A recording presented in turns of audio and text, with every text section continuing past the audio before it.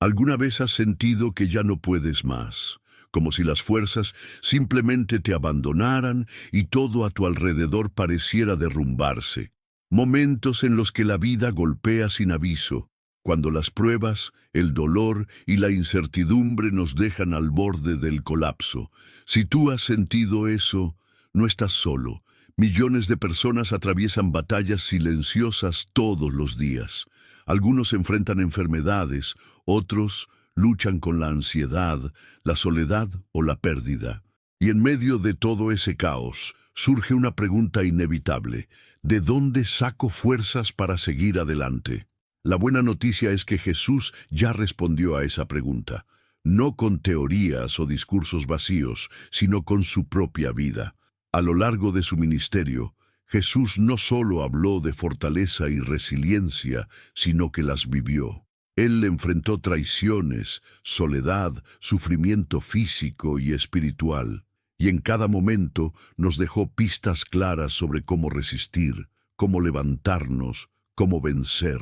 Este video no es una simple reflexión religiosa, es una guía espiritual y práctica basada en los secretos que Jesús reveló para que tú y yo podamos ser verdaderamente fuertes, no con nuestras propias fuerzas, sino con la fortaleza que viene de lo alto. Hoy vas a descubrir 6 secretos que tienen el poder de transformar tu vida. 6 principios que te ayudarán a afrontar cualquier situación, por más difícil que parezca. Y lo más hermoso es que estos secretos están al alcance de todos, sin importar cuán roto o cansado te sientas. Estás a punto de comenzar un viaje que puede cambiarlo todo. Vivimos en una época donde la presión por ser fuertes es constante. Se espera que afrontemos problemas con una sonrisa, que sepamos controlar nuestras emociones, que sigamos adelante aunque por dentro nos sintamos rotos. El mundo admira a quienes no se quiebran, pero nadie enseña cómo no quebrarse. Y es ahí donde el mensaje de Jesús se vuelve más relevante que nunca. Él no prometió una vida sin problemas. Al contrario, advirtió que en este mundo tendríamos aflicciones, pero también afirmó con absoluta convicción: «Ánimo, yo he vencido al mundo».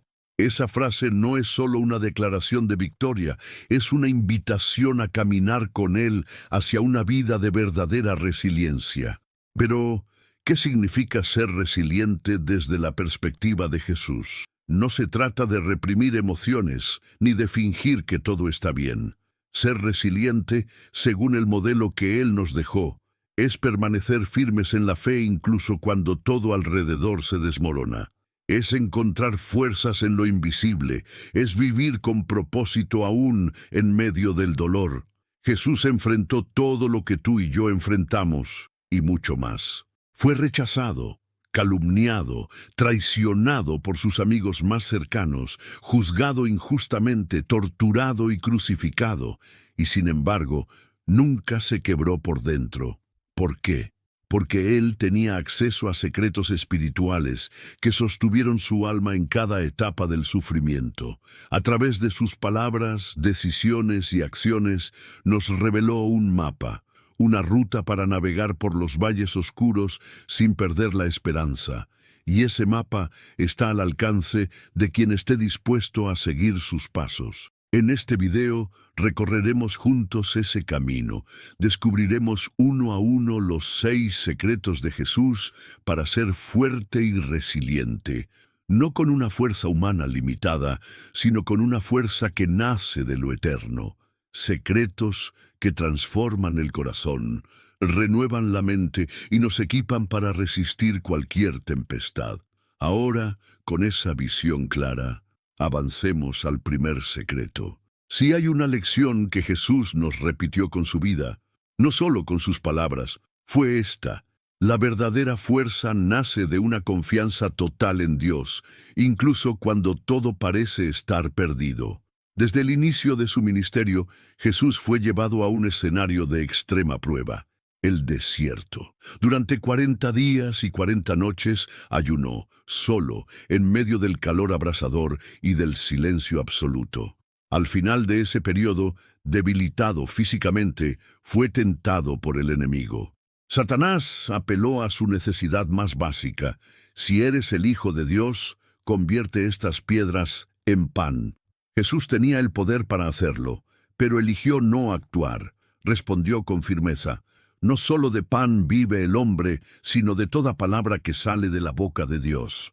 En ese momento dejó claro que confiar en Dios es más importante que satisfacer nuestras necesidades inmediatas, que obedecer su palabra tiene más valor que cualquier solución rápida. Este principio no es teórico. Jesús lo vivió una y otra vez. Cuando la tormenta amenazaba con hundir la barca donde dormía, mientras sus discípulos gritaban desesperados, Jesús se levantó, calmó el viento y les preguntó: ¿dónde está su fe? Para él, la verdadera paz no depende de las circunstancias externas, sino de una confianza inquebrantable en el Padre. En Juan 6:38, Jesús dice: no he venido para hacer mi voluntad, sino la voluntad del que me envió. Aquí vemos que confiar en Dios no solo implica creer en Él, sino entregarnos por completo a su voluntad, aunque eso signifique soltar nuestros deseos. Es fácil confiar cuando todo va bien, pero la confianza que Jesús nos enseña es la que se manifiesta cuando todo parece estar fuera de control, cuando no entendemos por qué algo sucede, cuando el dolor es más fuerte que la lógica. Piensa en la historia de David frente a Goliat. Él no confiaba en su fuerza ni en su experiencia militar, sino en el Dios que lo había protegido en otras batallas. Lo mismo sucede con nosotros. La verdadera victoria no viene de lo que tenemos, sino de en quién confiamos. Proverbios 3:5-6 lo dice con claridad: confía en el Señor con todo tu corazón y no te apoyes en tu propia prudencia. Reconócelo en todos tus caminos, y Él enderezará tus sendas. Y cuando esa confianza se vuelve una práctica diaria, no importa cuán oscura sea la noche, siempre habrá una luz que nos guíe. Confiar en Dios es caminar sabiendo que Él va delante, incluso si no vemos el camino. Es elegir creer cuando todo grita lo contrario. Es decir, con convicción: Dios, no entiéndose, pero confío. Ese es el primer secreto, el cimiento sobre el cual se construyen todos los demás. Si confiar en Dios es el fundamento de una vida resiliente, entonces la oración es el puente que mantiene viva esa confianza. Jesús no solo hablaba sobre la oración, Él vivía en oración. Era su refugio, su alimento, su conexión permanente con el Padre. Uno de los momentos más conmovedores de su vida fue en el huerto de Getsemaní. Horas antes de ser arrestado, sabiendo el dolor que le esperaba, Jesús se retiró a orar. Llevó a Pedro, Santiago y Juan consigo, pero ellos no soportaron el peso del momento. Se durmieron. Jesús, en cambio, oró con angustia profunda, sudando como gotas de sangre, clamando: Padre, si quieres, pasa de mí esta copa, pero no se haga mi voluntad, sino la tuya. En ese instante, Jesús nos enseñó que la oración no es solo pedir, es rendirse. Es alinear nuestro corazón con el de Dios, incluso cuando su voluntad implique sufrimiento. La oración es el espacio donde las emociones se transforman en fe, donde el alma se fortifica, donde encontramos dirección cuando todo parece confuso. Pero Jesús no solo oraba en los momentos difíciles, Él oraba todo el tiempo. Antes de elegir a sus discípulos, pasó la noche orando. Después de realizar milagros, se retiraba a lugares solitarios para orar. Su vida estaba impregnada de diálogo constante con el Padre. Y esto nos deja una enseñanza clave. La oración no es una emergencia, es una disciplina. Así como el cuerpo necesita agua y alimento, el alma necesita oración. No solo cuando estamos desesperados, sino como un hábito diario, una conversación continua, una respiración del Espíritu. El apóstol Pablo lo resume en una frase poderosa: orad sin cesar. 1 Tesalonicenses 5:17. No significa que debamos estar de rodillas todo el día, sino que debemos vivir con un corazón conectado a Dios, hablar con Él mientras caminamos, trabajamos, lloramos o nos alegramos. Cuando oramos, algo sucede dentro de nosotros. La ansiedad cede, la claridad aumenta, la paz, esa que no depende de las circunstancias, nos envuelve. Filipenses 4, 6, 7 lo afirma. No se inquieten por nada, más bien en toda ocasión, con oración y ruego, presenten sus peticiones a Dios. Y la paz de Dios, que sobrepasa todo entendimiento, cuidará sus corazones y sus pensamientos. Jesús también enseñó sobre la persistencia en la oración. La parábola de la viuda insistente y el juez injusto, Lucas 18, nos recuerda que no debemos rendirnos al orar. Aunque parezca que nada cambia, aunque sintamos silencio del cielo, Dios escucha. Y en su tiempo, Él responde. La oración también nos protege. En Getsemaní, mientras Jesús oraba, sus discípulos dormían. Y cuando llegó la prueba, ellos cayeron en confusión y miedo. Jesús, en cambio, enfrentó todo con una calma sobrenatural. La diferencia estaba en la oración. Hoy, tú también puedes acceder a esa fortaleza. No necesitas palabras perfectas, solo necesitas sinceridad, un corazón abierto. Dios no busca elocuencia, busca intimidad. Orar es abrir el alma, con lo bueno y lo malo, y permitir que su presencia nos transforme. Jesús oró, constantemente, intensamente, y si Él, siendo el Hijo de Dios, dependía tanto de la oración, ¿cuánto más la necesitamos nosotros? Después de enseñarnos a confiar y a orar, Jesús nos reveló un secreto que desafía la lógica del mundo. El camino hacia la fortaleza no está en ser servidos, sino en servir a los demás. En la última cena, en una de las escenas más sorprendentes del Evangelio, Jesús se levantó de la mesa, se ciñó con una toalla, tomó una vasija con agua y comenzó a lavar los pies de sus discípulos, uno por uno, en silencio, con ternura. Pedro se resistió. «Tú no me lavarás los pies jamás». Pero Jesús insistió, y luego dijo algo que marcaría para siempre el significado del servicio. «Les he dado un ejemplo, para que como yo les he hecho, ustedes también hagan». Juan 13:15.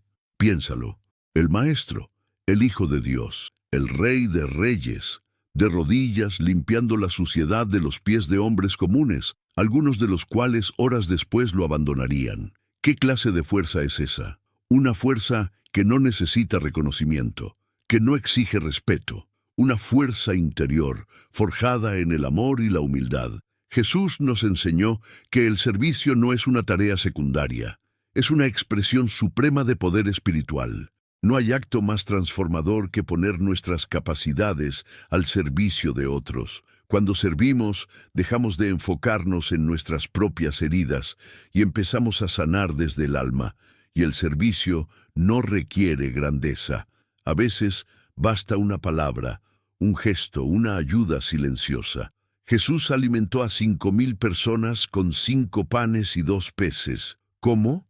Porque no subestimó lo poco, sirvió con fe y Dios multiplicó. Cuando servimos, nuestra perspectiva cambia. Lo que parecía insuperable en nuestra vida se vuelve más pequeño cuando ayudamos a alguien más a cargar su cruz. El enfoque se desplaza del yo al nosotros, y eso libera una fuerza nueva. Además, el servicio fortalece el carácter. Pablo lo dijo claramente: no nos cansemos de hacer el bien, porque a su debido tiempo cosecharemos si no desmayamos. Gálatas 6:9. Servir requiere constancia, generosidad, paciencia. Pero cada acto de servicio es una semilla que produce fruto. Quizás no inmediato, pero sí eterno. Jesús fue coherente hasta el final. En Marcos 10:45 afirmó: «El Hijo del Hombre no vino para ser servido, sino para servir y dar su vida en rescate por muchos». Su misión fue servir, y si queremos seguir sus pasos, no podemos vivir encerrados en nosotros mismos. El servicio también nos libera de la necesidad de aprobación. Cuando servimos como Jesús, no esperamos aplausos ni recompensas. Lo hacemos por amor, por convicción, porque entendemos que al servir a otros estamos sirviendo a Cristo mismo. Y cuando nos acostumbramos a vivir para bendecir, nos volvemos más fuertes frente a las crisis. Porque el corazón, acostumbrado a amar, se llena de propósito, y el propósito da sentido al dolor. Jesús dijo: lo que hicieron por uno de estos mis hermanos más pequeños, por mí lo hicieron. De Mateo 25:40. Cada vez que sirves, alentar a un amigo, consolar a alguien triste, compartir lo poco que tienes, estás tocando el corazón de Dios. Y es en ese contacto que tu alma se renueva y encuentra nuevas fuerzas para seguir adelante. Hay momentos en los que confiar parece imposible, cuando las noticias son malas, cuando las puertas se cierran, cuando las lágrimas no paran. Son esos momentos en los que la fe es más que una palabra bonita. Es una decisión diaria, valiente y muchas veces dolorosa. Jesús enfrentó situaciones así, y no con frases automáticas, sino con una fe sólida que lo sostuvo cuando todo parecía venirse abajo. Uno de los episodios más impactantes ocurre en medio del mar de Galilea. Jesús y sus discípulos cruzaban el lago cuando una tormenta violenta azotó la barca. El viento rugía, las olas golpeaban con furia. Los discípulos, pescadores experimentados, estaban aterrados.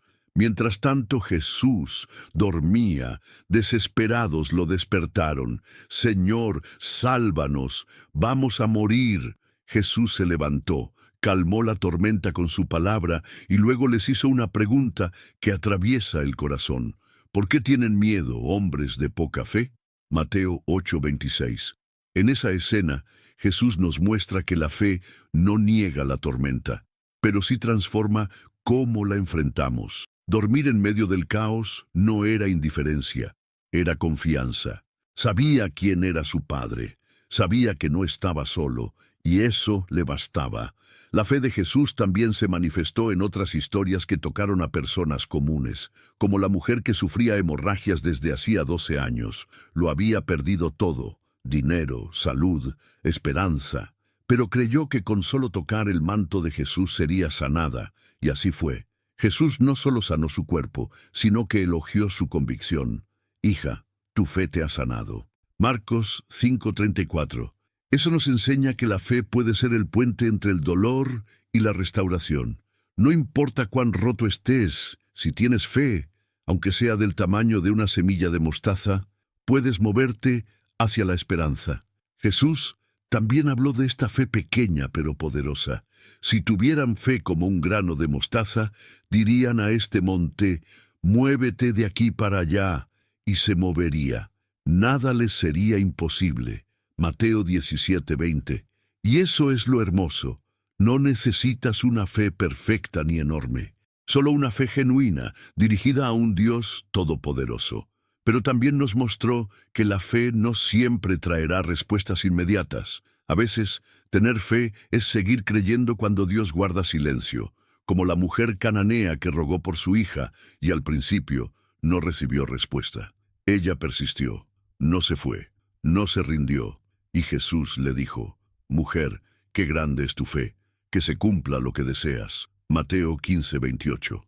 Esa persistencia, esa fe que insiste cuando todo dice no, es la que transforma vidas. La fe no es negar el dolor, es declarar que hay un propósito mayor en medio del sufrimiento.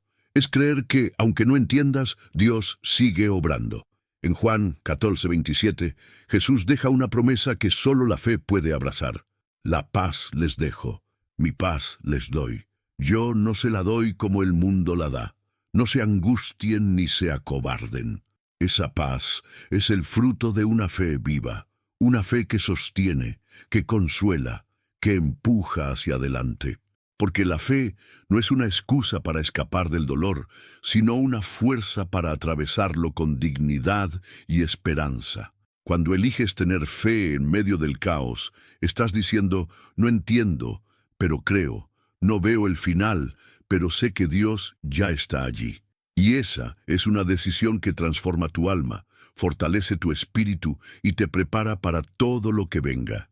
De todos los secretos que Jesús nos dejó, quizás este sea el más difícil, pero también uno de los más liberadores: el perdón. Perdonar no es natural, es contracultural. El mundo nos enseña a devolver lo que nos hacen, a protegernos, a guardar rencor como una forma de defensa. Pero Jesús nos mostró otra manera, una manera radicalmente poderosa de vivir libres, y lo hizo en el momento más doloroso de su vida. Clavado en una cruz, desfigurado por los golpes, abandonado por sus amigos, traicionado, humillado públicamente, Jesús levantó la voz y no gritó venganza, no pidió justicia inmediata. Dijo: Padre, perdónalos, porque no saben lo que hacen. Lucas 23:34. Puedes imaginarlo. En medio del dolor físico y emocional más profundo, Jesús eligió perdonar. Ese acto no fue debilidad, fue fuerza espiritual en su expresión más pura.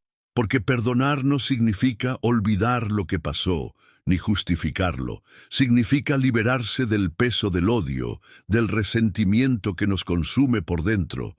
El perdón no libera solo al otro, te libera a ti. Jesús enseñó que el perdón no es opcional. En Mateo 6:14-15 dijo con claridad: porque si perdonan a otros sus ofensas, también los perdonará su Padre Celestial. Pero si no perdonan a otros, tampoco su Padre perdonará sus ofensas. Perdonar es un acto de fe, dejar en manos de Dios lo que nosotros no podemos resolver.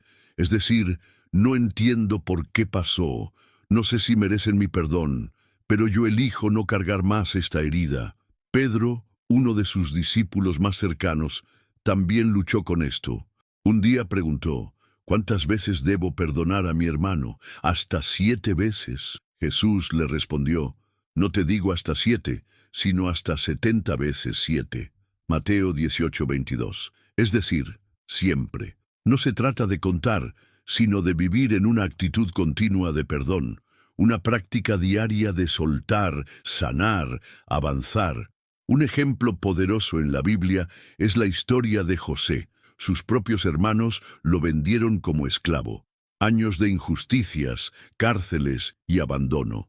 Pero cuando tuvo el poder de vengarse, eligió perdonar. Les dijo: ustedes pensaron hacerme mal, pero Dios lo encaminó para bien. Génesis 50:20. Eso es perdón, ver más allá del dolor, confiar en que Dios transforma lo que nos hiere en algo que nos fortalece.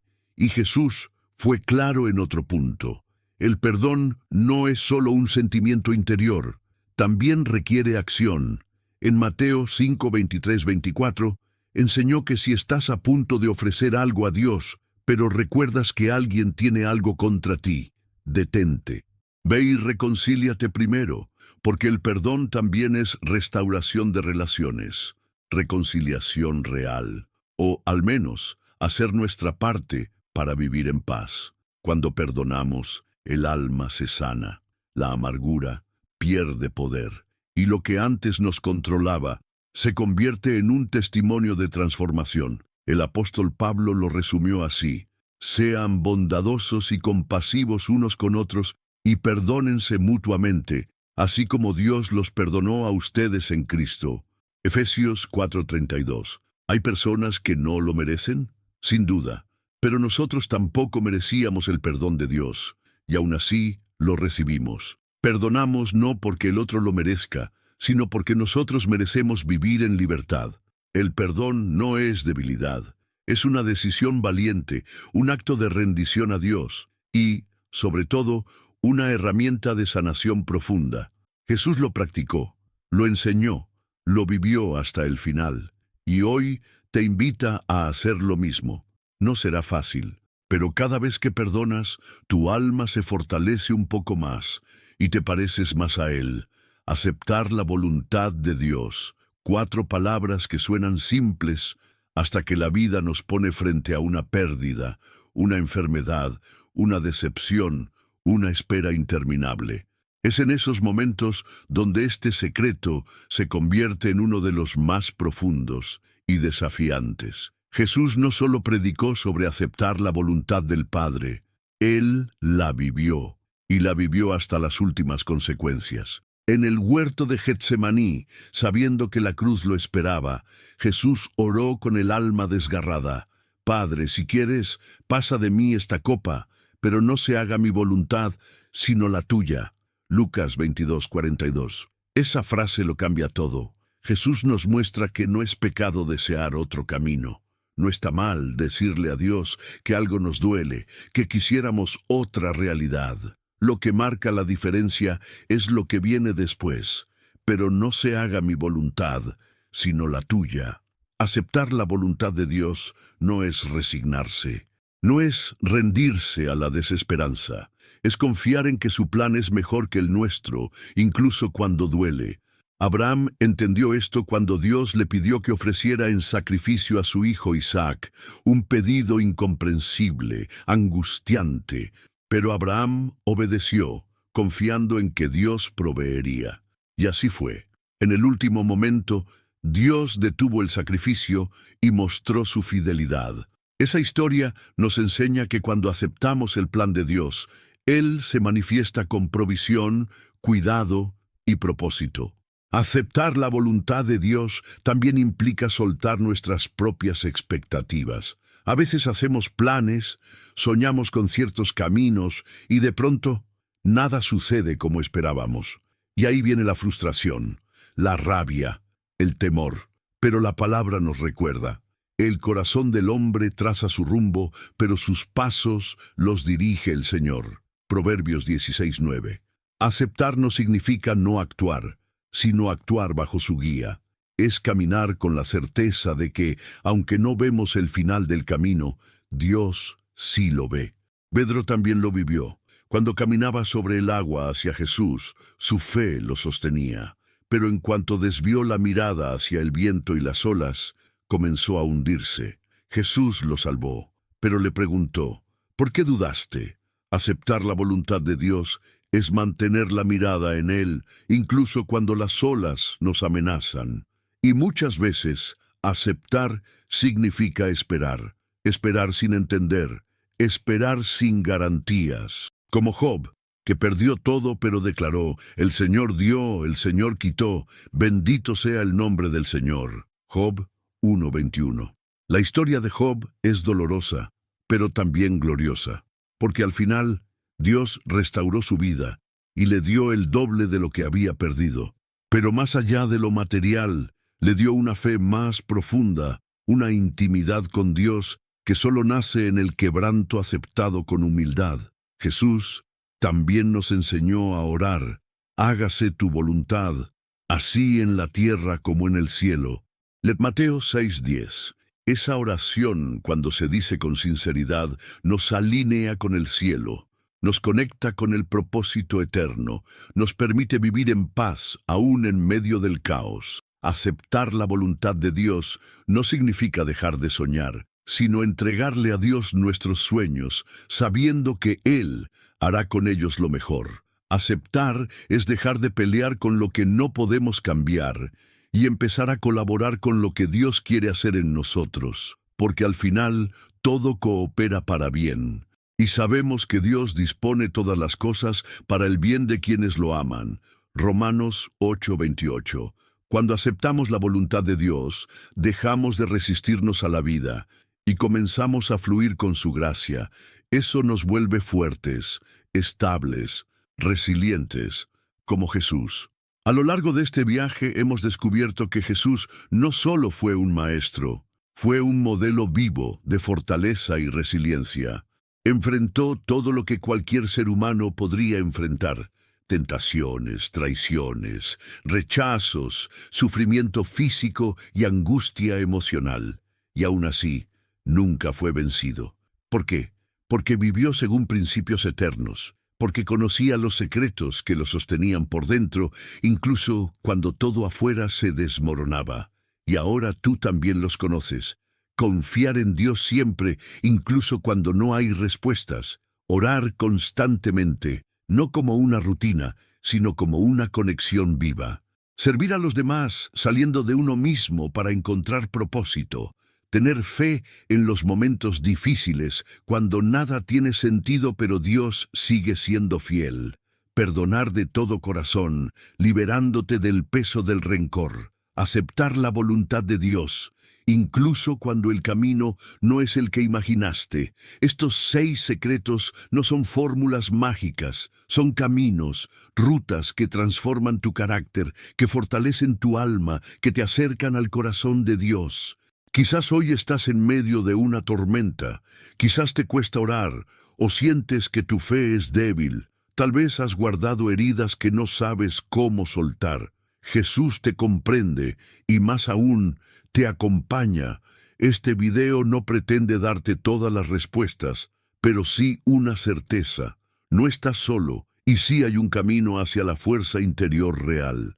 Ese camino se llama Jesús. Ahora, te invito a que tomes un momento y respondas en tu interior. ¿Cuál de estos 6 secretos necesitas aplicar hoy mismo? ¿Qué paso concreto puedes dar para comenzar? Déjalo en los comentarios. Compártelo con alguien que sabes que necesita estas palabras. Que esta verdad no se quede solo en ti. Difunde luz. Suscríbete al canal para recibir más reflexiones que alimentan tu espíritu.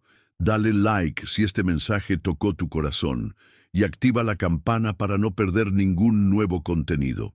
Nos vemos muy pronto. Hasta entonces, que Dios te fortalezca, te guíe y te llene de su paz sobrenatural.